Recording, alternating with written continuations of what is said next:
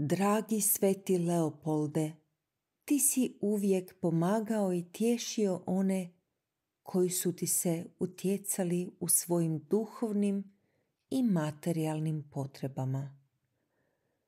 Potaknut velikim pouzdanjem, ja se utječem tebi koji si tako bogat dobrostivošću i velikodušnošću.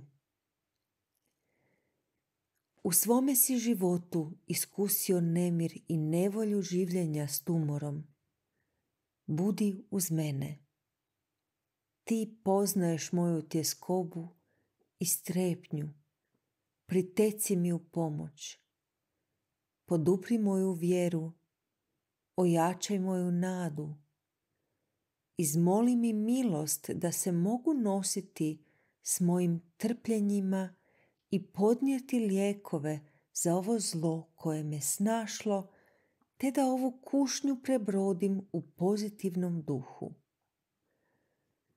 Zagovaraj me kod Oca, kako bi moje srce našlo mir i pravi spokoj. Daj da uzmognem zahvalna srca zahvaliti milosrdnom Bogu, kojega si ti sam nazvao liječnikom i lijekom. Po Kristu Gospodinu našem. Amen.